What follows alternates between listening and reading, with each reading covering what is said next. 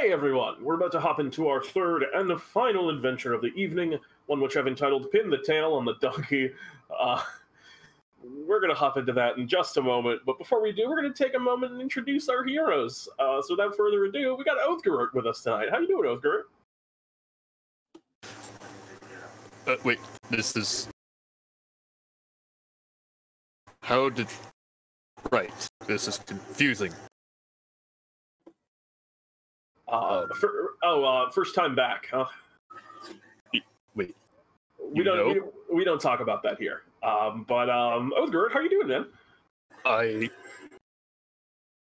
Everything has been perfectly fine. Oh, I'm glad to hear that. I know has suffered any emotional trauma of any kind relating to any future activities that do not exist. That's good. A little weirdly specific. Othgarurt, what have you been up to as of late? What have you been doing? I have been on vacation. There we go. Yes. Where have you been vacationing? It must be nice to take a break for a little while. The moon. All right, the moon. What's it like up there this time of year? I know that there was a big problem with some ants on the moon recently that Lance was dealing with, or the Leggy Boys, as they prefer to be called. Have those all been cleaned out? As far as I know, yes. Oh, well, that's good. I'm glad you're taking some time for yourself, Othgarurt.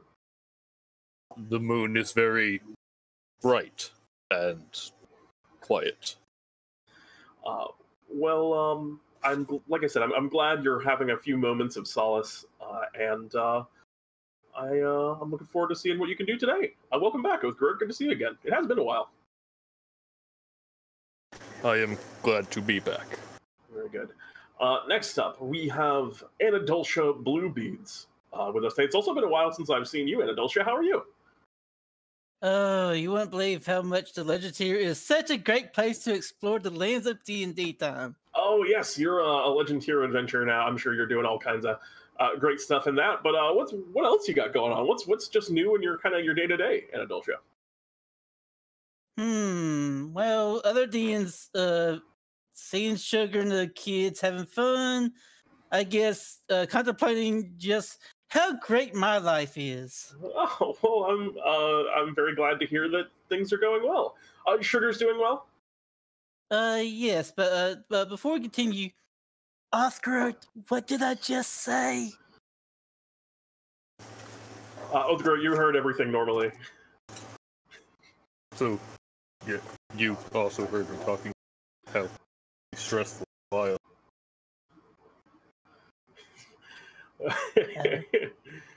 Okay, I think I get what Roger was talking about now. Anadoltia, it's good to have you back once more, and I hope you have fun at Bartholomew's birthday party. There we go.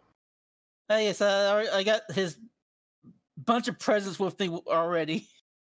Oh, great! I'm sure that Bartholomew will be looking forward to receiving them. But next up, we have Elysia joining us tonight. Elysia, it's good to see you again. It's good to see you as well, Pete. Elysia, what's going on with you as of late? What's new? Not too much. I've been working on my birthday present for Bartholomew. Ooh. Well, I won't ask you too many details now because I'm assuming you'll give it to Bartholomew in a moment, and I don't want the secret to get out ahead of him. But is it a homemade gift? What did you say, Elysia? You broke up a little bit there. Oh, just saying that most of it is. Okay. How did you know it was Bartholomew's birthday today? And in advance, did you get one of the? I guess he gave you some of the invitations a little bit early, but it must have been tough, kind of squeezing it in under the wire. Indeed. Well, Elysia, it's good to have you back. Welcome back, Elysia. Thank you. It's good to be back. And last but not least, Zewxip is with us tonight. You are. How you doing, Zewxip? I am ecstatic. Ecstatic? That's a big emotion. What has you so ecstatic today, Zewxip? Liberation Day. Yes. Liberation Day, is that a favorite holiday of yours, Zewxip? Oh, yes. The beach, the sea, the sun, the wind, and a lot of fire and food and friends. It's it's a very joyous holiday around the lands of DnDTime. Did you celebrate it in any special way, or just spend time with your loved ones? Oh, yes. Aboard the ship, we celebrated and enjoyed many, many fun times, and including fireworks. Magnificent things. Some of the fireworks. I know a lot of the best fireworks come from come around the Central City way. Southtown and Easttown both have very good fireworks, I've heard. So yes, sure I brought some. I heard that it was a special boy's birthday. Yes, it is actually Bartholomew's birthday. And Bartholomew seemed pretty excited about it. He handed you an invitation personally about a week ago now, and he asked you to be at his shop today for the big kind of celebration. You are arriving maybe a little fashionably late. As you're kind of showing up, you can see there's already a lot of people that have left the shop and are just kind of hanging out on the hill outside of it. Some of them a little bit inebriated, all of them with food and drink and in good spirits. The sounds of music kind of fill the air, and it's just a very pleasant carnival atmosphere here at Bartholomew's shop, which is very rare. The shop itself being decorated with balloons and banners, some of the balloons in the shape of Bartholomew himself. And as you are about to enter into the shop, the four of you all kind of arrive around the same time. The door swings open and Bartholomew greets, greetings, adventurers. You've wonderful. I'm so glad that all of you are here. I've been making sure I greet everyone right when they come in, and I've still missed a whole bunch of people, but I'm glad I caught the four of you. Come in. It's good to see all of you on this joyous occasion. Bartholomew, am I allowed to bring in this sack of fireworks? Oh, yes, absolutely. Smoke bombs, sparklers, and some big ones for fun. That's, of course, absolutely fine. You feel free to light them all. You'll love what I've done with the shop. And Bartholomew kind of gestures for all of you to enter. And as you come in, you can see that Bartholomew's shop has been replaced by a grand sort of feasting hall where various adventurers and other just other citizens of the land of DnDTime are gathered in conversation and just laughing about and having kind of a pleasant party. And Bartholomew kind of speaks up. Yes, the whole ceiling, if you look up there, you can see the ceiling is vaulted upwards and incredibly high, and eventually leads up to this just kind of central column that just extends on upwards, from which divine, you think maybe there's a portal to the celestial plane or something at the top, because it's just a very beautiful radiant light that's kind of pouring down and filtering into the space from that big kind of open shaft at the top. But he goes, there's a high ceiling, so you should be fine, and everything's fire immune anyway, so you'll be fine. Light them off whenever you want, and if anyone gets hurt, just let me know and I'll bring them back. So can I get any of you anything to eat or drink, or anything, just anything? I mean, if you don't mind, I wouldn't mind having just a cookie. Because also, I did bring you a bunch of presents. You brought me a bunch of presents. I didn't want to ask. It's sort of rude, I think, to just ask if someone brought you presents, but I won't deny that I want them very badly. Okay, well, let's see. And she just pulls out her portable hole. And well, the ones on top are from all the kids at the orphanage. I mean, they heard all about you and just want to give you something, so... It's very, very sweet. She opens the portable hole. There's a bunch of these little presents on top, little dolls, little letters and all that. And then but right under all those presents is just a huge thing of gold, of gold pieces. Wait, did you get me money? Well, I mean, I have a surplus of it from smelting all that stuff I do with the Ring of Midas, so yeah, 10 million gold pieces. You see Bartholomew Bartholomew goes through all the organs gifts and looks at him and appreciates them and is oh, this is very cute, and the way but then he sees the big pile of the money at the bottom and just looks over. I never cry at these sort of things, but thank you so much. As he looks over the huge pile of gold, and you see him just upturn your portable hole and dump it into his own bag. And you see the bag that he's dumping it into, it doesn't even seem to be his big bag. It seems to be another, like, slightly smaller, discreet bag in which he stores all of his gold pieces that he then tucks away and, like, mutters, like, maybe, like, 30 words very quickly under his breath after doing so.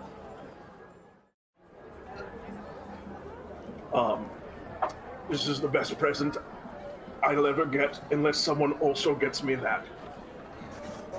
This is slightly awkward. I have heard that it is poor taste. No, I like all presents the same, of course. And Bartholomew straightens himself up and looks very excitedly at you. It sounds like, could I get you, I know you a cookie. Here, what kind of cookie do you want? Whatever you think would be the best. And Bartholomew just snaps his fingers, and before you, he just, like, it appears on, like, a table in front of you, as he drops down just a very, very large cookie. He went for kind of quantity on this one, but as you look over it, he goes, I've enchanted it so that you can eat it. And it'll just sort of disappear, and you'll be able to taste it. Okay. And Bartholomew kind of looks, yes, Othgarurt. Can I get you a drink or anything? Yes, some juice of fruit would be very nice. Juiced fruits. And Bartholomew hands you over what looks like just a very nice, like, glass of a fancy punch. There's, like, an orange slice on the side of it. It's got a little umbrella in the little umbrella on the top of it, and he hands you over. Yes, Purdue, you seem like you had something of a present for me. I have heard that it is sometimes of poor taste when multiple guests come bearing the same gifts. No, it's fine. And he looks across at you. Othgarurt will slowly take out a bag from behind him that jingles in a strange way. It doesn't sound like metal, but there's definitely jingling in the bag. Bartholomew kind of very excitedly reaches over, grabs the bag, and, like, tentatively opens up, his eyes wide with anticipation. It is a mixed bag of rough, uncut gemstones and vertebra discs carved into coins. It's beautiful. Othgarurt, somehow you've put a delightful spin on money, and I love money. This is my favorite thing, but it's also so personal. This is a very good gift. Thank you so much, Othgarurt. And Bartholomew, you see him, like, do basically that same thing where he gets his money bag back out and he pours the money into his money bag. Actually put all my treasure in here. It's not just gold coins. There's a lot of gold coins. I don't really like platinum. It's not necessarily my thing. I'm always more of a gold fan. I take the platinum, of course, it's sometimes convenient. This is all a side point. And Bartholomew pours the money into his money bag. He goes, Othgarurt, I'm deeply grateful. And again, a tear sheds down Bartholomew's eyes. He looks over. I'm very sorry for putting on such a display. I know that I've left the two of you with a tough thing to try. It's not that important that you get me anything at all, of course. It's going to be tough to top that reaction. But he looks over at the Zewxip expectantly as he kind of turns to you next, as well as you, Elysia. Oh yes, I did bring you something actually. Do you want a drink? I'm sorry, I've just got so wrapped up in getting things that I forgot to ask. I'm being very rude. Maybe some nice dirt if you have some lying around. Dirt we can do. Bartholomew just conjures a pot, and he goes, I've actually conjured this pot so you can just walk in it. So it just has little feet, and while you're rooted into it, you can just walk around. In addition to this bag of fireworks that I'm sure I'll be setting off at some point, there was, I wanted to bring you a little bit of a treasure that my crew had found when we were sailing around enjoying liberation. And I felt that it was appropriate to share with you. And I'll pull out a little, just like a little, like a belt pouch, and kind of jingle it a little bit. It probably has an odd ring, especially to his trained ears. Bartholomew kind of perks up with curiosity once more. And I'll give him the small leather belt pouch. And Bartholomew kind of looks over to it, and again, very gingerly opens the belt pouch and kind of peers into it. 3 electrum pieces. And Bartholomew, as he looks at the electrum piece, goes, ah!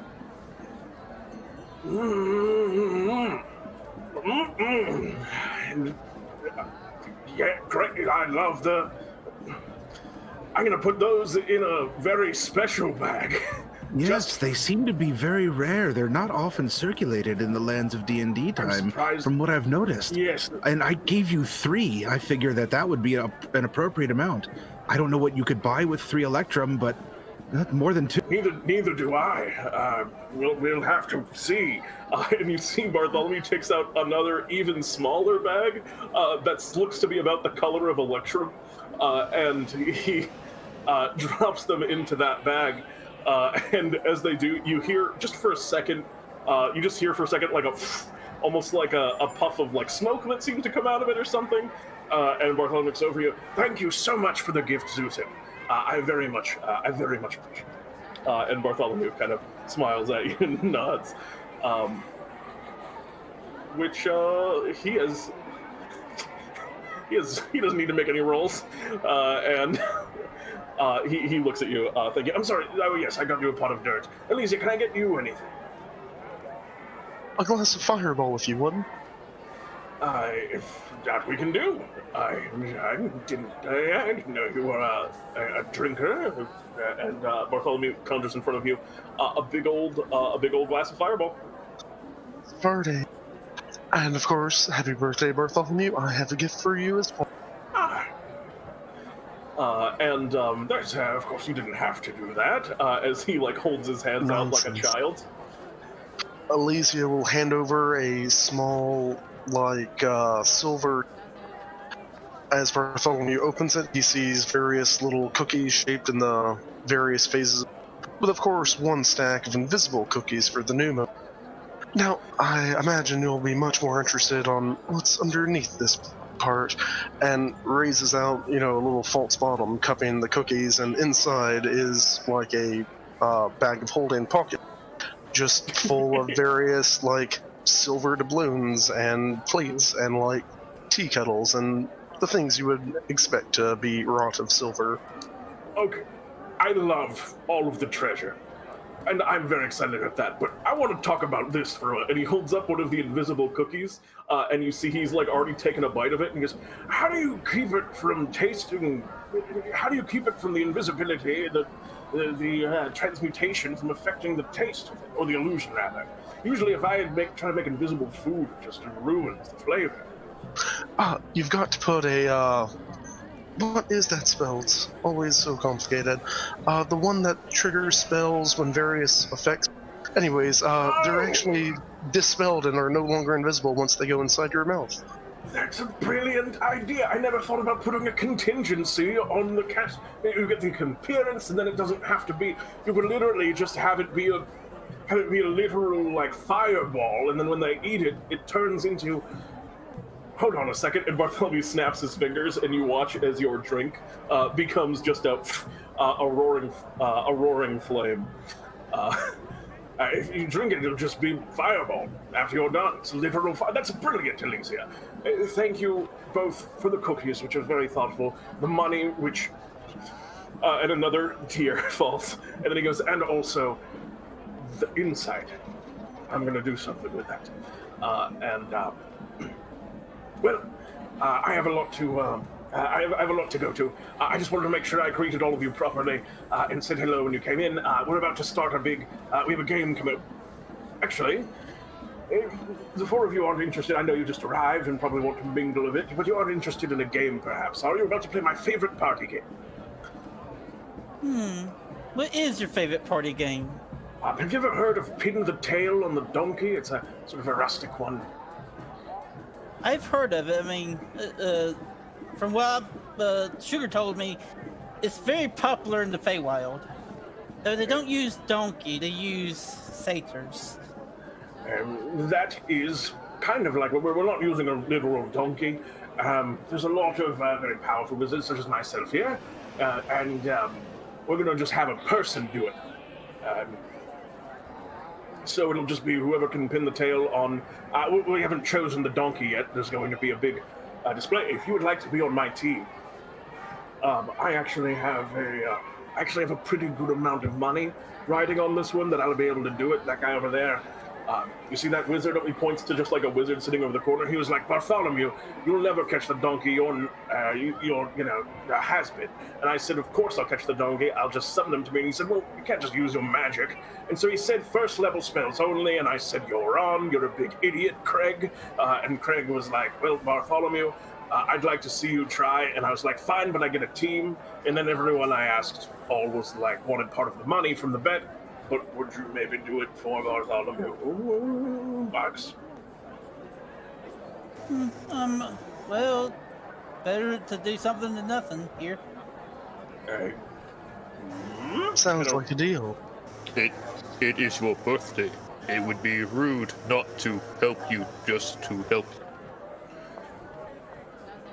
you. And he looks to you, Zewxip, eyebrow raised, kind of dancing up and down, which I can't do. I would love to participate in this custom. Splendid. We're going to have such fun. The donkey's going to be chosen any minute now, actually. And you see over on the other side of the room, you can see a bunch of people have started to kind of gather. And you can see up at the top of the crowd, the Trash King actually stands right now. And he goes... calls out over the assembly, I have been given the great honor of choosing the donkey for Bartholomew's run through Pin the Tail on the Donkey. There's a great kind of applause that echoes through the space as he does so, and kind of continues. So, without further ado, I will choose the names from... and he's holding out just like an old kind of tattered hat that it looks like he was carrying around. And he goes... Bartholomew looks over. All right, this is very key. We have to see. I'm hoping for like a real pushover, and he kind of is just like eyeing through the crowd. He's like, there's a whole bunch of like story tier adventurers that are in the hat. Which, there's a lot of strong adventurers, but let's be frank, you guys are myths. You should be able to take them. And he kind of points over the other way. I hope to dodge Grandorf. She's going to be a threat. We don't want to have to... Oh, Julius Frogston, I think we could take... and he's just kind of like pointing at different people, and he goes, it's going to be... Philip Q. Janglebones! Hold it. And you see Bartholomew's face just kind of like... sink and kind of go down. You watch as stepping up on the stage now... you see Philip Q. Janglebones kind of walking up, and he goes, Philip Q. Janglebones here. I'm completely unprepared. And you see he's walking up. He's already wearing and like put in the process of putting on like a big cartoonish stuffed donkey costume.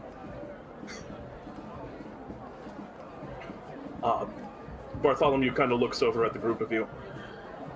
All right, well, sometimes fate's not on your side, you know? Don't give up yet. Oh, I'm not giving up. I mean, I need all of you to win. By any means necessary. If you have to kill Philip Q. Janglebones to make this happen, then, well, that's what we'll do. Like I said, is there any other rules to this besides just pinning the tail on him? Oh, no, we have the tail. and you have to pin it on him, on his buttock, as it were. Other than that, no holds barred. Knocking him unconscious and then pinning the tail upon him in that particular way would still satisfy the win condition. Pardon me, Bartholomew, but I don't believe he has a buttock upon which to pin. Approximate, I think.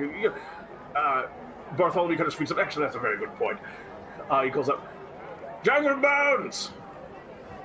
What are we calling your butt? There's some snickers from around the area. And Jangle Bones just kind of, that seems a little bit rude, but I don't know, like the region, the butt region. Bartholomew goes, play it by ear. If you get him, you get him. He'll play by the honor system, I believe. I have a question. Yes. Are we including the entirety of the pelvis bone along with the tailbone section of the spinal column? Oh, wait, you're an expert on this, aren't you? Yes. It would be, yes. It's the back whole region. Bartholomew seems to have a shameful amount of knowledge about bones, just like me, Pete. And Bartholomew's like, yes, I think you knocked it out of the park. And if you haven't, it'll still count, I assume. Bartholomew kind of nods and goes, all right, well, it's going to start any minute now. And you can see that people are starting to, like, filter out of the area, and the space that you're in, like, the walls are almost receding. And you can see, like, rows and rows of bleachers and things being kind of conjured into the space, until eventually all that's left is just the 5 of you in an open area, and Philip Q. Janglebones, who's in, like, a really stupid-looking donkey, stuffed donkey costume, who's looking over at you guys and just sort of waving. How... Can you describe the area that we're in? Like, is it, like... Are we in a football field kind of thing, or is it a little room, or...? As things are kind of moving away and clearing out, you're getting into more and more of a football field kind of territory. The kind of feasting hall that Bartholomew conjured in the shop for the event is huge. There's that big, like, arch column up where the light's coming down from before. There are... in various places, there are columns and things. There's also a lot of, like, party stuff, tables full of food, chocolate fountains, various, like, obstacles. There's a band in one corner. So there's sections of this space that are still occupied by the party, but most people have cleared out. So think of it as a football field, but littered with random detritus. And by that I mean fancy party stuff. Are there spectators, though? Yeah, the whole party has moved into these, like, bleachers that have appeared on the sides of the walls. Okay. And they're all kind of standing back and waiting for the show. And apparently there's going to be a few rounds of this. Like, a lot of people want to try and play, but Bartholomew's just taken the first go at it. He looks over to you. I'm only on first level spells. If you have any good ideas, let me know. I'm sort of limiting myself. I usually it's not fun if I just sort of teleport the tail onto him anyway. Even if I wouldn't want to win. Well, there's money on the line, so I wouldn't want to win that way. But I can't, so, what you're going to do. But if you have any good first level spell requests, let me know. Well, I mean, I already plan on casting a first level spell that might help Othgarurt out in this situation, but I can't really think of any others. That's fine. I'm just saying, if you think of anything, here. Actually, question. Take a heroism, and Bartholomew kind of goes over and pats you on the head, Anadoltia, and you feel yourself emboldened with heroism. Okay. Oh, I'm going to hand out my biscuits for this as well, so everyone gets, the other 3 get 5 max HP. You all gain the benefits of the aid spell from Zewxip's biscuits. I was going to suggest to Bartholomew, if you wanted to, Bartholomew, could you catapult just a loose quarterstaff or something towards his legs? I can do that. I can do basically anything. with a first level spell. So yes, if you have I can just throw it right at the beginning. You think that's the strat? I mean, it'll be good if you could actually knock him down, and then I could just get something on top of him to keep him down until we could pin it on him. So it'd be a little tough to hold down. Speaking of knocking someone down, what if you made the ground underneath him sort of tremor? That might be a little tough. I think he can fly. Oh, he can fly. Wait, he might be a powerful, but he's still just a medium creature. What if we could, like, catapult a net onto him? Catapult him with a net. That might work. I don't know. It might work. I can do it. Do you have a net? I can make a net. Who am I? And Bartholomew snaps his fingers, and a net appears in his hand, and he holds it up triumphantly. Well, we'll be counting on you for the netting and all that. I'll handle it. It's done. When you say first level spells, does that mean a spell that's natively a low level spell, but perhaps could be cast? Well, I couldn't. Yeah, I could cast like a chromatic orb, but I couldn't cast chromatic orb at second level. I'd have to do it at first level. Oh. Yes. You know, and I can shield a whole bunch. That's going to be good. And didn't think about shield. Shields, frankly, shield should be above its pay grade. What about that one wizard spell that is always associated with wizards? I do not know much of magic, but it is like the... Detect magic. Or the one with the little arrows. The Wait, are you talking about magic missile? Yes, that. Oh, magic missile. Yeah, I can, of course. I can always magic missile. That's a classic. I can magic missile. I can find a familiar. And Bartholomew conjures a... Oh, wait, I can't. You see for just a second, you see an ancient gold dragon appear, and he goes, oh, wait, no, I can't use that one. All right, well, we'll figure it out. We're going to have to play it by ear a lot. Janglebones goes, well, all right, then. I'm going to go ahead and start it up. And Philip Q. Janglebones just kind of immediately, without really any warning, just kind of throws his arms out to the side, and you watch as the whole space gets filled with dust. And Bartholomew goes, well, you just started. You're supposed to yell start or something. And you hear over in the distance, the Trash King yells, begin! And you guys are now in a huge cloud of dust that Philip Q. Janglebones has just kind of conjured up. What would you all like to do as things kind of get kicked off here? Okay, you said, would this cloud of dust have been a spell effect? It is a, I mean, he created it using magic. Yeah, it's not like a spell, but I'll count it as a spell effect. All right, in that case, here we go. Wait, let's see. I forget what it does at higher levels. Give me a second. Yeah, okay. Anadoltia is casting Dispel Magic at 5th level on the dust cloud. For a 5th level Dispel Magic, I think I'm actually just going to give it to you.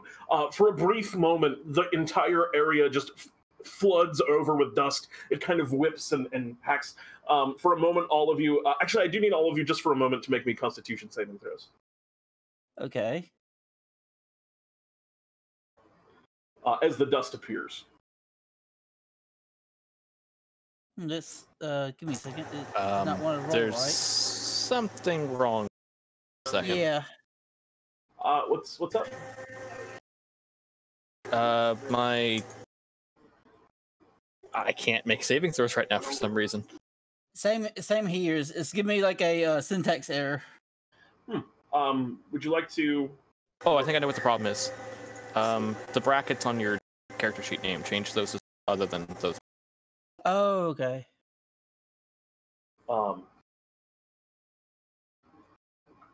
And I'm going to try it again with the... Yeah, there you go. Yeah, Othgarurt, you were always going to be fine on that one. Okay, give me a moment to do mine. And you are fine as well, Anadoltia. Anadoltia, you have... can you see in magical darkness? Yes, I can. Okay, so you... As this dust cloud pans out, this is more heavily obscured than it is magical darkness, but it's a little bit like I think your Devil's Sight is going to give you a little bit of insight into this anyway. As the dust cloud begins to pan out, you start to see like shapes moving in the dust.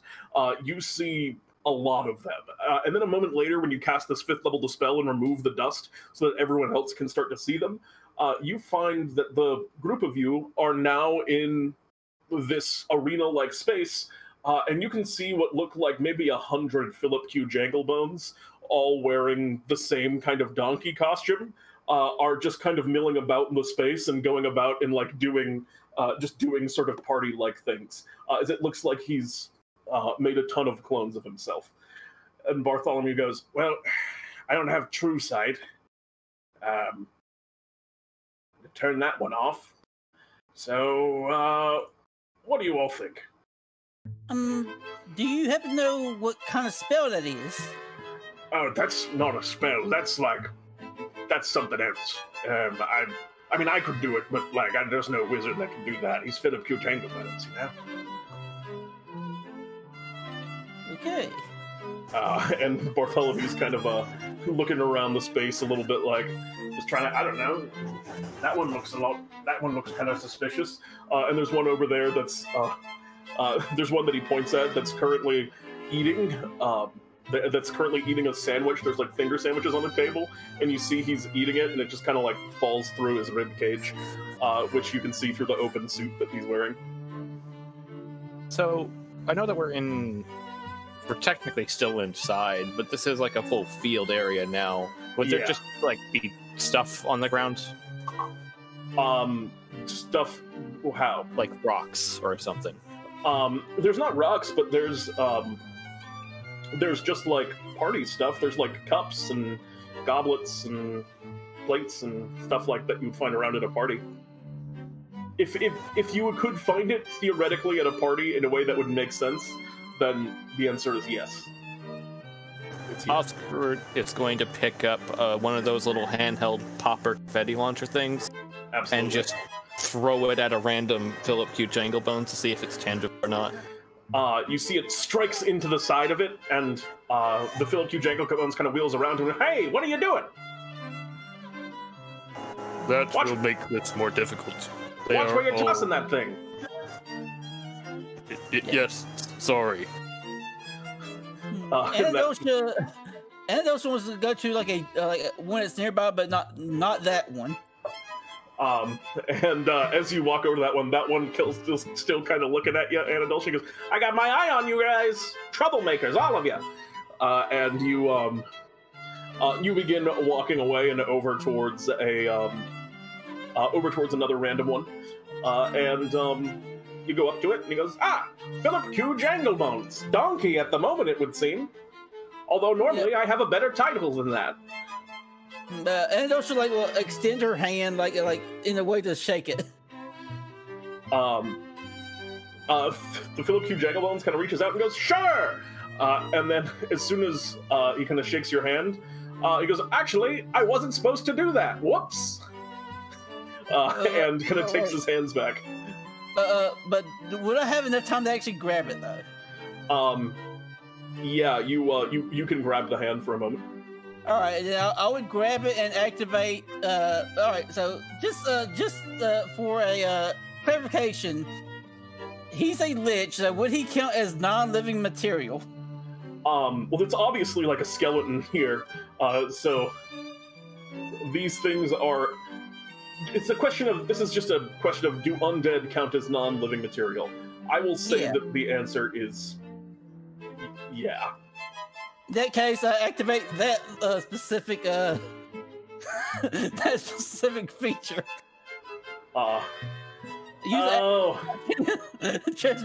Okay, well, in that case, now that I understand what the thing is, I will give it to you on this, and in the context of this, but you can't use that just on undead, because that's not what it's meant to do. Okay, can I at least use it on, like... But you can use it on this Philip Q. Janglebones in front of you. Can I use it on his donkey suit? it doesn't say that it's meant to be not being worn or carried, but here's what I'll just tell you happens. But I think that's the intention of the rule. But here's what I'll just tell you happens. As you reach out your hand, the whole Philip Q. Janglebones, he just goes, I wasn't actually supposed to do that. I made a mistake. And then as soon as you touch his hand, the whole Philip Q. Janglebones just turns into a solid golden statue. And a lot of the other Philip Q. Janglebones kind of look over and start kind of shifting away from you a little bit. And those are like, do we have like the tail to pin on it now? Bartholomew goes, well, I mean, the question is, was that really the real Philip Q. Janglebones? And I can tell you that it wasn't, because, I mean, look, he's a statue, and he kind of like plunks the head of it for a moment. And Bartholomew goes, I'm just going to take this, by the way. And he takes the statue and shoves it into his gold bag. No objections on that, I assume? Yeah, none. So, in order to do that, you have to expend some spell slots. I did. I expended one spell slot, so I have no spell slots. Oh no! At least for that. Oh yeah, because you're a warlock. You're a warlock. I was like, your spell slots count as higher. Yeah, great.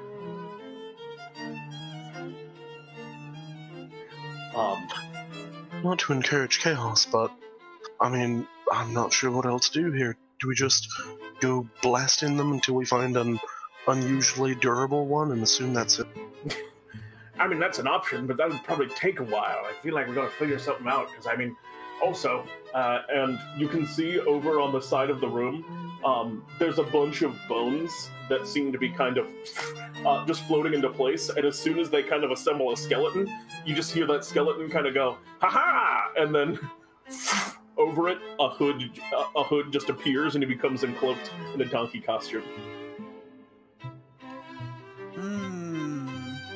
There's got to be some kind of something to this.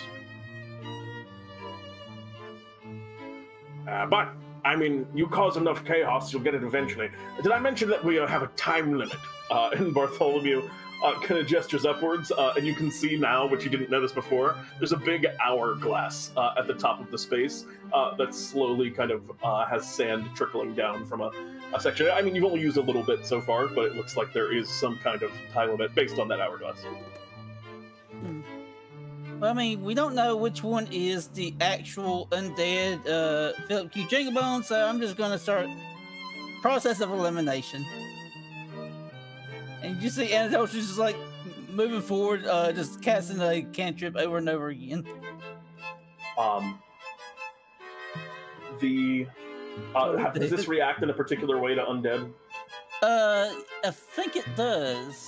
Total dead, it should. It does not. It just does more damage if they don't have full. I thought it didn't. Oh, okay. I must be. I'm thinking of the wrong one. That was supposed to be. I was thinking chill touch. My bad. All right. I mean, you go around and you begin just kind of tolling the dead on skeletons, and you're getting the impression now, as you're doing this, that they are skeletons. These are just like most of these are just mundane skeletons. Go ahead and roll me just a d20 for luck. D20, all right. Just a d20 for luck. As you begin. Oh! All right. Well, you told the dead on one of them, and the skeleton, like you're watching as you're doing this, they are just sort of, they're just kind of like falling under the Toll the Dead. Like you're powerful enough that you just get them. But as you get one in particular, you see the skeleton just kind of falls in the way the other ones do, and you see another one appears across the way. But the costume kind of stays floating, and you can see it's floating just around the area where the arm is. And as you do this, the costume kind of starts kind of like shaking, like that arm is like stuck inside of the costume. Okay, so I guess Anadoltia will attempt to grab that arm. Go ahead and actually, at this point, then I would like you to roll for initiative. All right.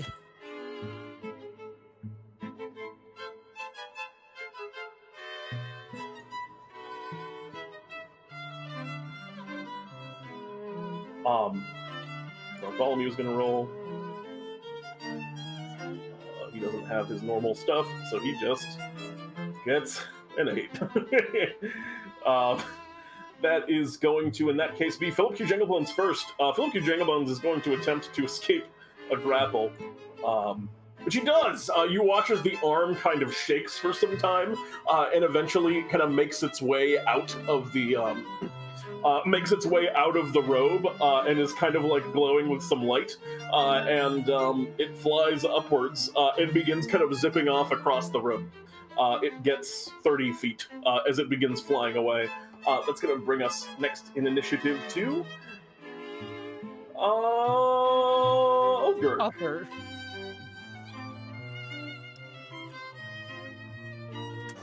Oh, wait, really? We found... I don't know, I guess just like some kind of 1 in 20 chance. You got very lucky just taking random guesses.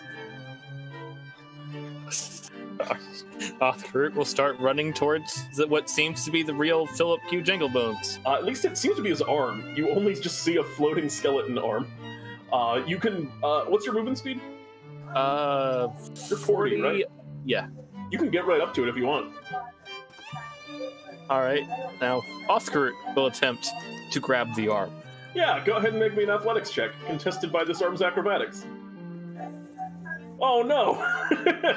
You have the arm firmly in your grasp, on it's writhing and kind of shaking, and you see it's kind of like trying to like make hand signs for spells, but perform some somatic components or something, but also you have a pretty firm grip on it and it's having a bit of a hard time. Anadoltia, what would you like to do? Actually, also, what are your passive perceptions? Anadoltia's is 10. 10. You 16. watch... 11. And 14. Okay. Only Othgarurt. You watch as soon as you grab this arm. You can't like pinpoint all the locations or anything, but you can see as soon as you get a firm hold on it, there is kind of just a knee-jerk reaction from maybe like 6 other random Philip Q. Janglebones throughout the room. And they kind of, all of them, like a lot of them kind of freeze stiff afterwards, like, oh shit. But yeah, there was a knee-jerk reaction from a whole bunch of Jangleboneses when you grabbed that arm. Anyway, now it is your turn, Anadoltia. All right, so I'm sure Anadoltia didn't see the knee jerk, so she's just going to like just running, not really run, but head in the direction that the arm was originally flying. And just okay. Yeah, and then just start casting like chill touch. You're just randomly casting chill touch again. All right, go ahead and roll me another d20 for luck. Well, it didn't do the whole thing, but yeah, chill touch is it has advantage on attacks against undead. Yeah. Oh well, 28 is gonna hit anyway. But yeah, go ahead and roll me a d20 for luck. Well, it's not advantage on them, but they have a disadvantage on like attacks and whatnot. So oh, okay. 120. You kill a skeleton as you throw your chill touch out. One of the random Philip Q. Janglebone skeletons falls. All right. That would be my turn. All right, that's gonna bring us next to Zewxip. All right, let's target that arm.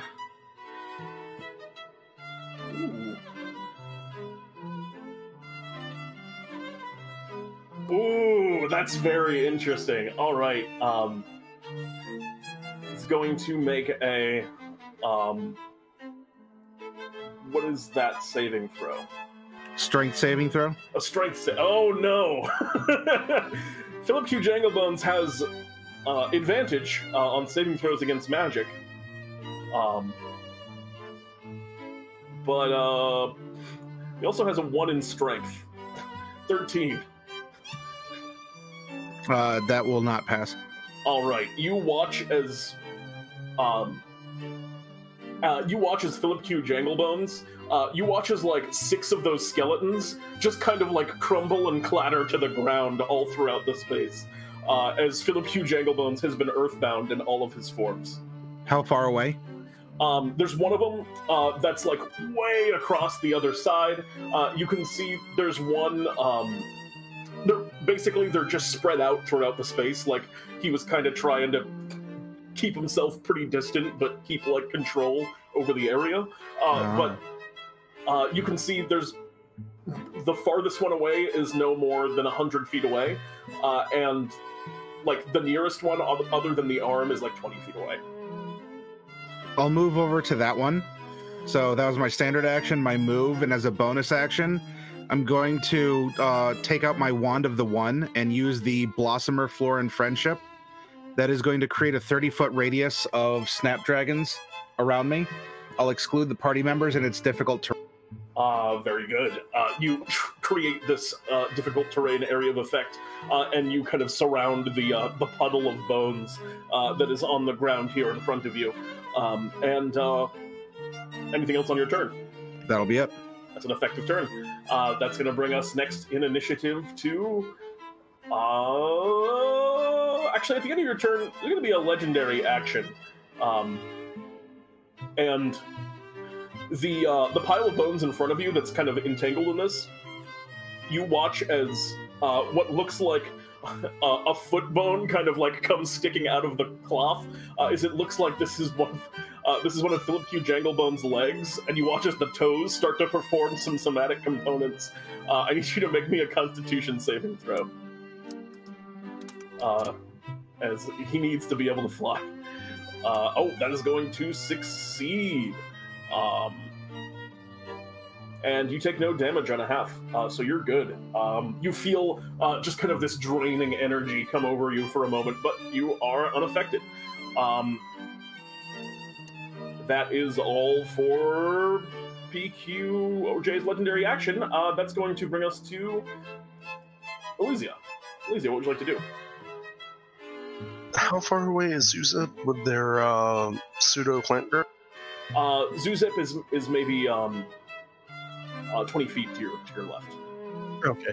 And where is the nearest collapsed skeleton that doesn't have a party member? The next closest one is like 40 feet forward and like behind the first arm that Othgarurt's grappling with at the moment. Out that direction, how many of these collapsed skeletons would you say one could triangulate to fit within a 20-foot radius sphere? 20-foot radius sphere. You could definitely get a couple of them. I will say. You could get 2. I will pull out my wand of fireballs and fireball them to, get rid of the robes so we can see the... They're going to make a couple dexterity saving throws. Actually, there's going to be 1 dexterity saving throw for just Philip Q. Janglebones, the person who's in like 10 places right now. And it's 15, not 20, and... God dang it, ignore the poison. All good. Philip Q. Janglebones has advantage. That is going to be a success, but he's still going to take half damage, yeah? Yep, and I do believe that should scorch away the road. Absolutely. You watch as the fireball just ignites in the area, and at this point, the crowd, things are kind of like picking up a little bit, and the crowd sort of starts kind of going wild as you conjure this huge firebolt, and things are obviously like, getting exciting. The robes burn away, as do the non-Philip Q. Janglebones bones. Those 2 skeletons that were most of Philip Q. Janglebones in those forms are dust. All that remains is what looks like a torso and the left leg that you can see there. How low down does the torso go? The coccyx is not there. The one that would be the butt does not appear to be there. I have torso, but it lacks the butt. You hear a Philip Q. Janglebones over to your right, and he goes, that seems kind of like a rude way to just do anything at a party. I don't come into your, it's not my party, but you know what? I'm getting a little bit fed up with all this. Anything else on your turn, Elysia? That will do. That's going to bring us next initiative to the top, which is actually Philip. Oh wait, at the end of your turn, he's going to use a. He's going to use a legendary. I guess doesn't have a legendary action he can use. He is going to. Worried about Bartholomew. Oh, you're right. Bartholomew is going to. No, first level spell. First level spell. What's a good one? Catapult plus net. What'd you say? Catapult plus net. And Bartholomew goes, there's nothing to shoot right now.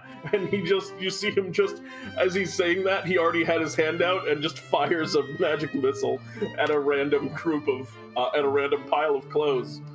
And he's gonna go ahead and do some damage. That's gonna be 4, 11 points. Oh, it does the math for me. What a great program this is. I don't know why I tried to add it myself. 11 points of damage. You watch as the magic missiles fly across the room and strike into the pile, one of the piles of robes there. And as it hits, it's the one that's like really far away. It sounds like it might be the skull, because it calls back in response. Just come on, magic missile! Free damage is basically cheating. I'm a demi-lich. I don't have that many hit points. He yells out. And that's all for Bartholomew's turn. It's going to be the top. Oh, wait, that's Janglebones. Oh, yes. Very good. Janglebones is going to look over at... actually, he's going to look at you again, Zewxip, because he really does not want to be on the ground. I need you to make me a Constitution saving throw, Zewxip.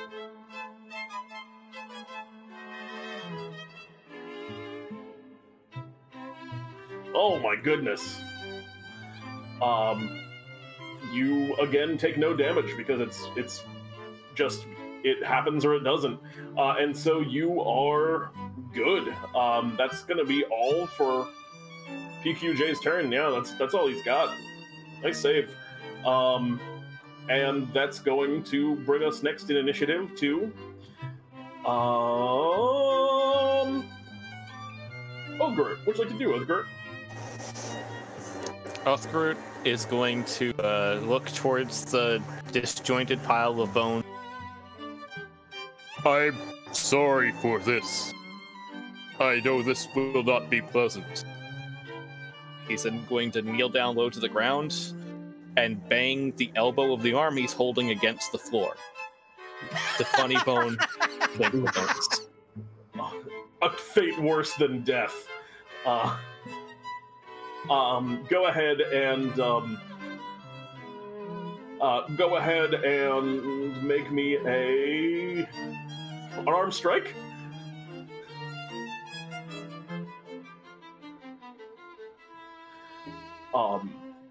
All right, that's gonna hit. Philip Q. Janglebones is gonna make a Constitution saving throw, which he succeeds. This was a non-magical effect, so he did not have advantage on this, despite him having advantage on basically everything. Oh wait, this is a really important question I forgot to ask. You guys have a physical tail. I forgot to tell you that you guys have a tail to pin on him. Who has the tail? I would assume Anadoltia, since she can actually move the fastest with a certain item. At the moment, Anadoltia has the tail. That works. Anyway, Philip Q. Janglebones. Come on! I'm immune to bludgeoning damage, and I still felt that. I am sorry. But I could stop doing this if you will just assemble yourself into one place and let us put the tail on you. Well, I can't. I'm stuck on the ground. My butt's over there. And you watch as one of the robes is kind of like clambering itself up, and you see it kind of wiggles itself out, and it's just like the lower half of the torso. It's just the butt. That kind of reveals itself and shows where it is. Othgarurt will just kind of direct his other allies towards that location. Anadoltia. All right, how far is that butt from me? It is 100 feet away.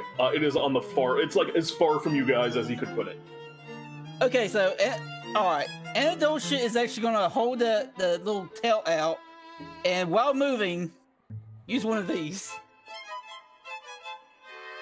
Ooh. So it already makes my movement speed double to 60, and I can fly. How long does that last? Let's see. I think until the end of your next turn. Yeah, so I'm pretty much just like having the tail straight out with one hand, chugging that thing in the other hand while moving, and just trying to just like slam that tail right into that butt. All right, you go over to the butt, and you go ahead and make me an arm strike using the. Go ahead and make me an arm strike using the tail. You have advantage because the butt is essentially prone because he can't fly. Okay. And it doesn't have a lot of mobility without the ability to fly. All right, so don't really have a unarmed strike thing listed, so I'll just roll. D20 plus strength plus proficiency. Okay, so with advantage. Okay, give me a second. Advantage plus. Well, I don't have it as just to be add 4 after this. So. Oh. A critical strike hits even though it's lower than his armor class. Oh, wait, no, you have proficiency, so yeah, it would hit. Yeah, just add, like I said, add 4 to that. It's 23. Man, you're lucky. Luck is with you today. All right, so you go down and strike down towards the butt, and right as you're about to hit, Philip Q. Janglebones just kind of laughs, and he goes, "Ha ha ha! Contingency!" And right before you're about to make contact with the butt, you watch as Philip Q. Janglebones, all of the pieces that you have been kind of grappling with up until now, disappear and reassemble in that kind of like central column up towards the ceiling. And then Philip Q. Janglebones goes, wait, and immediately plummets back down to the ground, taking a huge chunk of falling damage, but he is immune to falling damage. Yeah, he gets stuck. It seems like he had a contingency for the first time you successfully pinned the tail on the lich. To be fair, I think that was my movement action too. Yeah, that's your turn. You've gotten through his contingency though, and Philip Q. Janglebones is just in the middle of the room, fully assembled. As the ones that you guys were holding down are all no longer being grappled. And at the end of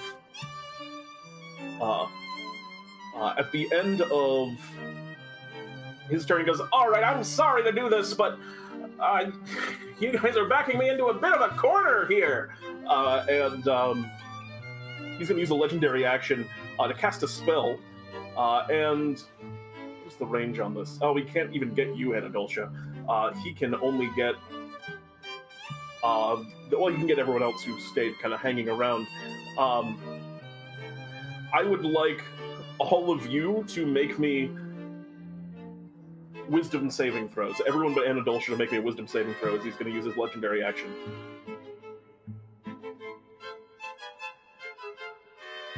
That is not going to be...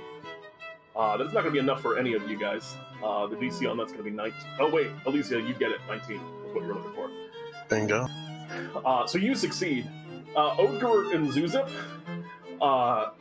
Philip Q. Janglebones just kind of is standing on the ground and goes, "Well, how do you like it?" And just scatters you guys and puts you up 100... and puts you up, 120 feet in the air and just kind of drops you down, ignoring the key component of Scatter, which it seems that this is Philip Q. Janglebone's better version of Scatter. As he teleports you guys in the air. Do you guys have Featherfall? I think does one of you have, Zewxip, do you have Featherfall? Not with the current field I have up. That's what it was. Technically speaking, we fall 60 feet per round, right? That's with Featherfall. Yeah, that's Otherwise, with it's about Featherfall. 300. That's 300? This is just a straight up this is just a straight up fall. And with this, Philip Q. Janglebones seems to be starting to take the gloves off. The two of you begin kind of plummeting down towards the ground below. Oof. 57 points of bludgeoning damage.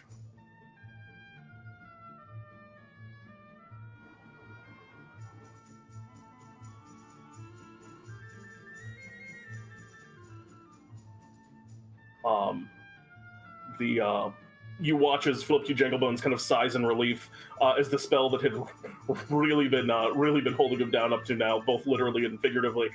His body just kind of floats a little bit off the ground, and he kind of and Othgarurt.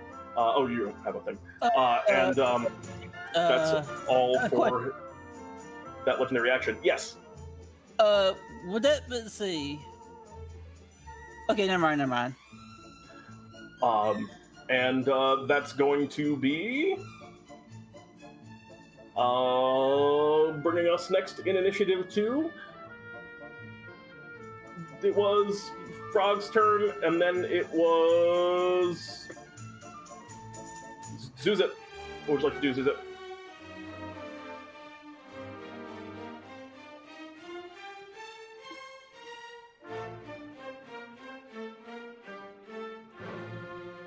Zewxip? I'm going to cause disadvantage and Earthbind him. Okay. He's going to make a Constitution. I'm sorry, a Strength saving throw. Strength. All right. He falls down again. Anything else on your turn? How far away is he from me after I've been scattered? Yeah, he was. He pushed you. I'm not gonna do the math. We'll say you're like 30 feet away because he couldn't have moved you that high if he didn't do it close to where he was. So. Okay, so he would be just at the edge of my floor and field. Yep, he'd be back up in it. Okay, I want to move so that I'm.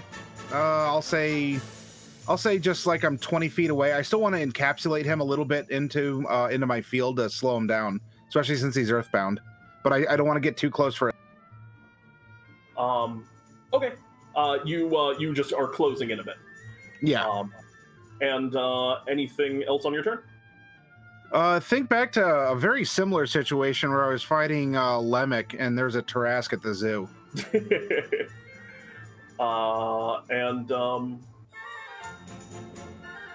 That is going to bring us next in initiative to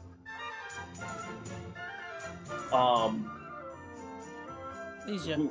Yeah, thank you. Elysia, what would you like to do? Bartholomew, you have that net for the... ready. After this, I'm going to go ahead and use it. Yeah, I'm going to use it. Cool. How far away is Anadoltia? Anadoltia is really far away right now. Anadoltia is like 100 feet away.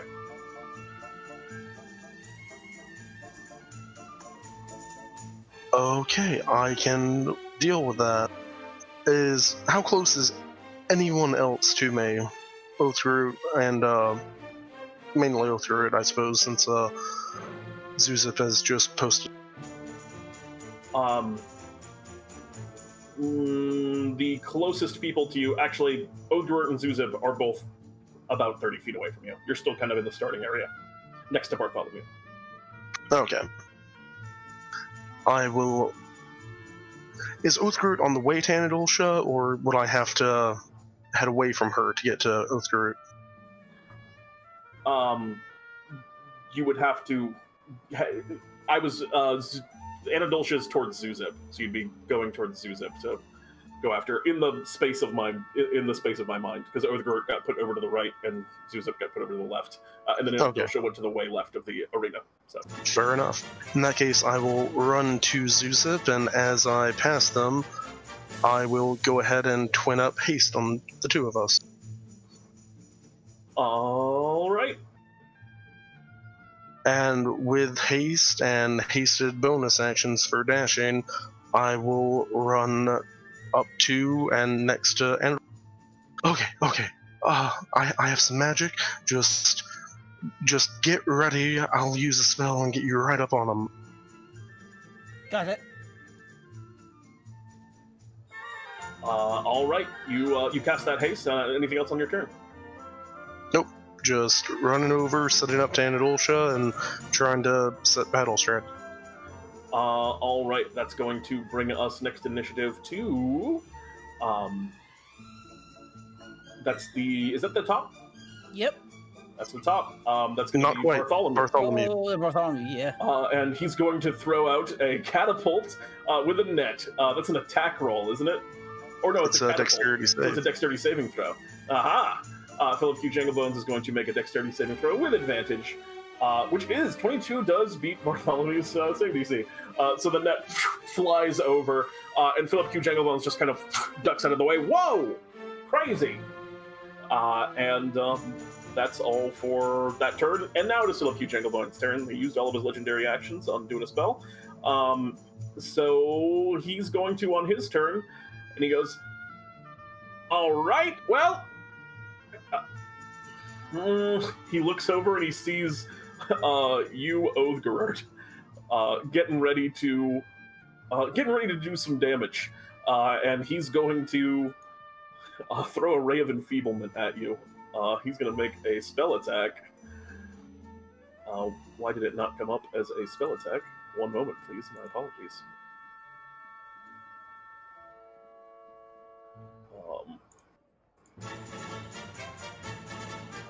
He's going to make a ray of enfeeblement against you, a 19. That'll hit. And I need you to, or actually at the end of each of the targets here, so you'll make a Constitution saving throw at the end of your turn. You will be dealing half damage with strength-based weapon attacks until the end of the spell effect, which is likely, I feel like, what's about to happen. But we move next initiative to Anadoltia. What would you like to do, Anadoltia? I thought Othgarurt was next. I thought... Oh, yeah, you're right. Othgarurt is the top of the initiative, so... Othgarurt, what would you like to do? He'll kind of let out a long, exhausted-sounding sigh from the sudden impact of the spell. For one that speaks of being polite at parties, you certainly are not treating your fellow guests very well.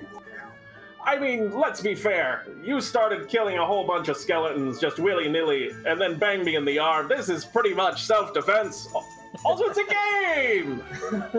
I haven't even picked up a single weapon yet. Othgarurt will say as he starts moving towards Philip.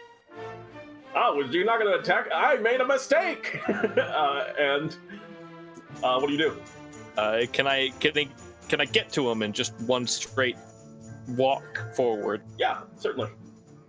All right. Othgarurt will try to grab onto Philip. Go ahead and make me a grapple. Are you upset? Should be, but not quite. Since this is only replacing an attack, I could do this twice. Oh, well. I hope. Well. I hope. You got him. Now, be a good party guest and sit right here with me while we wait on my friends to bring a tale for you. I'm gonna do a howl soon. He looks over at you with like a threatening look. You don't let me go. I'm gonna do a howl. That is all for your turn, Othgarurt? Almost. Since he's threatening a howl, Othgarurt will literally just bite his head. Oh, go ahead and make me an attack roll. Are your bites magical from any source? No.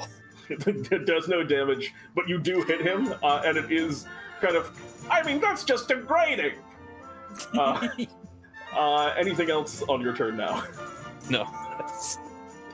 That's going to bring us next to Zewxip. What would you like to do, Zewxip? Oh, no, it's Anadoltia. Anadoltia, what would you like to do? Alright, so I just wanted to confirm, what is Elysia trying to do with Anadoltia? Literally get ready to just stick it, because on my turn we are dimension dooring right on top of it.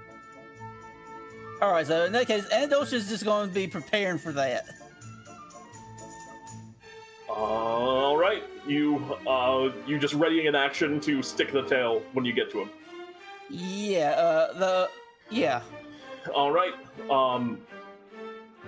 That's going to bring us next to Zewxip. What do you want to do, Zewxip? Maintain concentration and take a defensive stance. All right. You maintain concentration. You take a defensive stance. Do you want to ready anything, or are you just dodging? I'm just dodging. Okay. Bonus action? Nope. All right. You do have a hasted action. Oh, I do. That's yeah. So I guess dodge would only take one, so I could dodge and do something? Yeah. But let's see. Currently, Philip is being held, so I don't want to nuke my friend. Especially Bartholomew's right here. It's not even a detached voice. Like, he would actually admonish me in person for PvP. Bartholomew kind of looks over and goes, let him rip.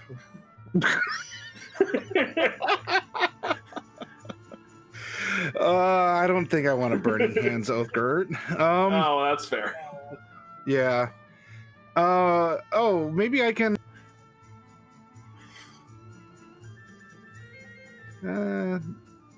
No, there's nothing really without.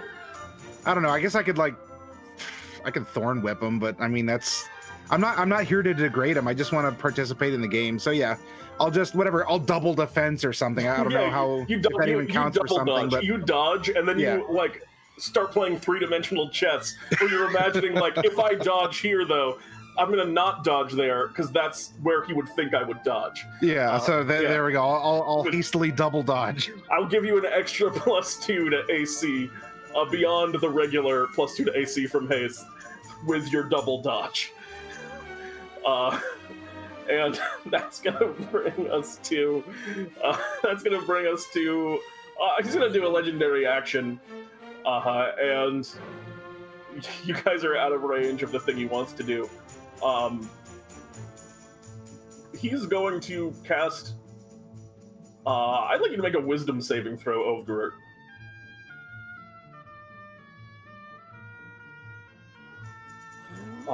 He's going to drop his Ray of Enfeeblement and confuse you. You all of a sudden, Othgarurt, he just kind of looks at you, and his eyes, as he's looking at you, and he goes, "Come on, Othgarurt, I thought we were friends!" And his eyes have those little hypnotic, spinning circles going around in them, and you find yourself just suddenly kind of dazed as you are forced to kind of let go of your grapple. And he starts to run away, but he's also in difficult terrain, and he can't really get that far. That's going to bring us next in initiative to Elysia. Dimension Door with Anadoltia right adjacent to his... Anadoltia, go ahead and make me an attack roll. All right, which I'm not very good at those. You have a ready to action. Yeah. Yeah, unfortunately, you go and kind of slap it down, and Philip Q. Janglebones just kind of, hip dodges out of the way, taking maybe a note out of but he just saw your impeccable dodging across the way. That all for your turn. That's the ready to action. That's going to bring us to top of the initiative. Wait, that's only my action. Oh, that's only your action. My apologies. Anadoltia, would you be so kind as to lend me that tail? Fair enough. Yeah, she tosses it to Elysia. Yeah, you hand over the tail. You grab it. I hasted action, attempt to use the tail. Yeah, make an unarmed strike. Alas, you have this proficiency too, but it's not going to get you there. Still, you go and smack the tail onto Philip Q. Janglebones, and this time you just see it kind of hits like an invisible wall before it gets there, and he just goes like, "Wall of force! Make sure I always have one on my butt." Anything else on your turn? That is... I can't get off a second level bonus action spell, can I? You would not be able to. And that's all I've done. Philip Q. Janglebones kind of looks around and he goes, "All right, I said I was going to do it. I'm sorry it has to be this way, but, And Philip Q. Janglebones is going to use his howl I need you all to make me Constitution saving throws. Oh my goodness. Everyone but Elysia. Oh wait. No, you just all succeed. You all succeed against the Howl. None of you drop to 0 hit points. And Philip Q. Janglebones just kind of like closes his eyes as he's starting to feel bad about using the Howl, and kind of goes, "Ah! Wait a minute. Oh, come on!" And that's going to bring us next in initiative to you, Othgarurt.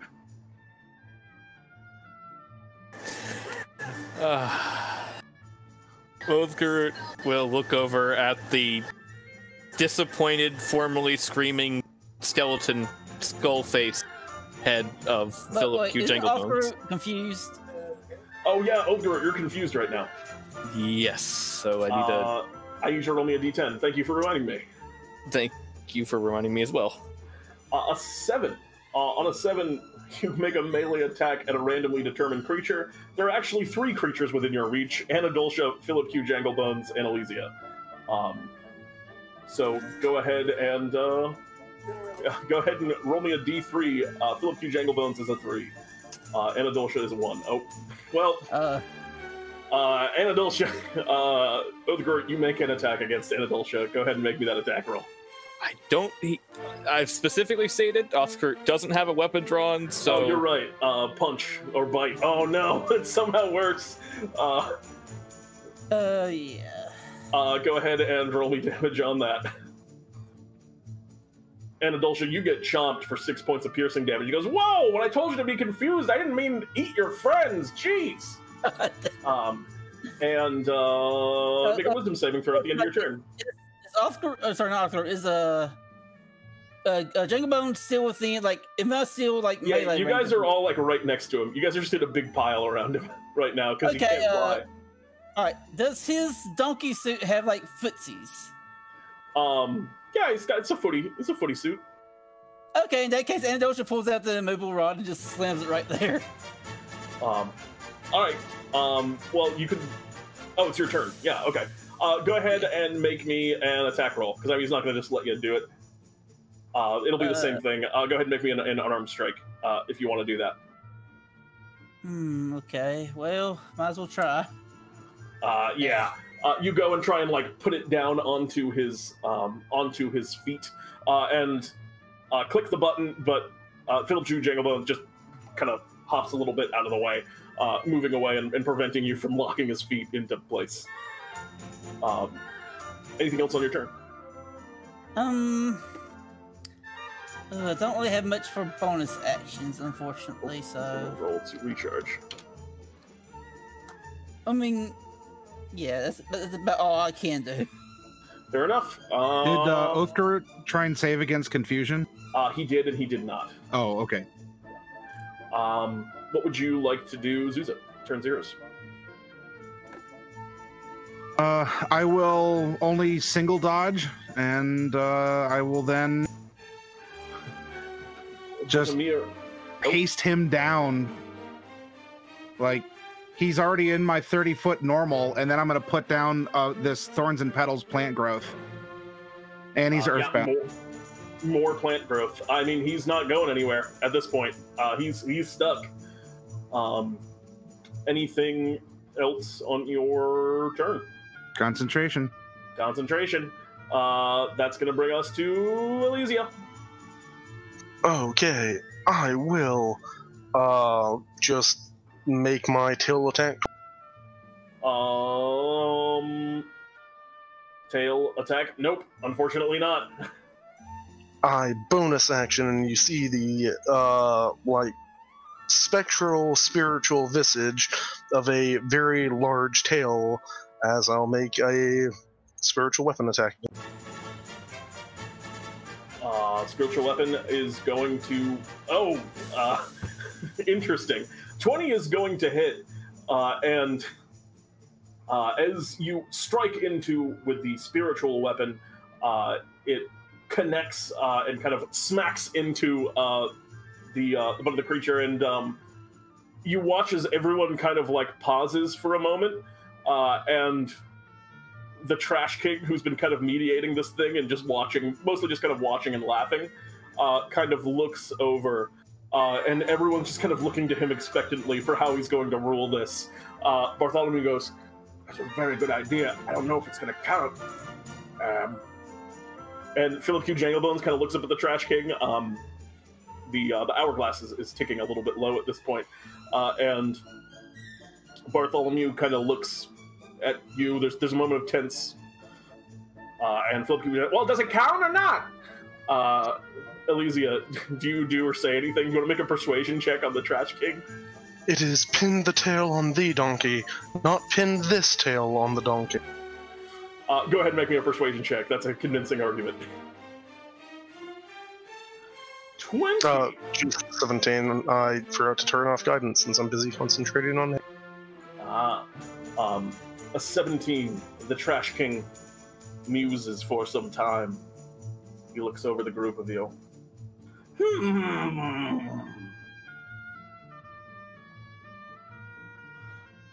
Okay! And you watch as there's just like a moment of calm. Janglebones kind of hangs his head. You watch as the wizard Craig that Bartholomew was talking about just kind of like tears up a bunch of tickets. And the stadium roars to life with applause as they all cheer a glorious cheer, signaling your victory. As just Philip Janglebones, "Oh, come on a technicality!" And kind of throws his hands up in the air a little bit sad, but also like, well, the group of you fought a wonderful match. I had a whole strategy that involved flying, but I couldn't fly. And he looks over at you, Zewxip, and he just kind of shrugs and he goes, "Win some, lose some." And Bartholomew goes, "Well, we did it. You all did it. It's wonderful. I was a little bit worried for a time there, especially when he said he was going to do the big howl. I had big plans. I was going to go do like a bunch of cheaty things. I was just going to like cast like 20 magic missiles all at once in one turn and be like, oh, well, they're first level spells, and just casting 20 of them, but we didn't even have to resort to any of that. So, you all did very good." Philip, I'm going to have to talk to you about your technique. It's very interesting. And I would like to give him a consolation prize of tearing my arm off and giving it to him. Philip Q. Janglebones looks kind of over at you, and I think maybe for the first time ever, Philip Q. Janglebones tears off his arm and hands it to you. Well met. This was delightful and fun. Hey, likewise. I hope that next time I'll give you actually, hopefully next time I'm not the donkey. I didn't even put my name in the hat, honestly. How odd. A coincidence, I'm sure. Perhaps. And Philip Q. Janglebones accepts your arm as he hands you one of his arms in return. And with that, Bartholomew goes, "Well, it's a party. We're going to have the next one in. We're running these all day. So if any of you want to be a donkey or do anything, you're welcome to throw your names into the ring. But I am just going to enjoy the festivities for the rest of the day. Maybe take it a little bit easier from this point forward. I do hope that all of you celebrate to your heart's truest contents. Happy birthday to me." And Bartholomew kind of throws his hands up as he goes, "I have a bunch of money to collect. Oh, wait, I owe all of you money." And he hands each of you 300 Bartholomew bucks and scampers off giddily to go and collect. It's definitely not as much money as any of you gave him a moment ago. Maybe save Zewxip, but Bartholomew runs over. He still seems very excited about getting it. And with that, you have completed this adventure. You can spend the rest of the day celebrating or partying however you so desire. I would like to set off a bunch of smoke bombs and fireworks. The smoke bombs and fireworks fill the space. Tons of halfling children come up and wish to hear stories regaled as you set off all of your wonderful fireworks. The shop is technically closed today, but if any of you have any important purchases that you need to make for one reason or another, you have to get something today, then let me know now and we can do it quick. I mean, it's not emergency stuff, but like Anadoltia was just trying to just pull something in the bag. Is it cool waiting, or did you have like something coming up that you need it for? I'm cool waiting. Cool. It's not really an emergency thing either, but it has been repeatedly pointed out today that Othgarurt's teeth are really mundane, and he needs some magical dental dust. We'll talk about it after the stream. We'll get you set up with that now. 100 Bartholomew bucks and you're done. Yeah, there we go. And with that, Jeremy, shall we to the outro screen?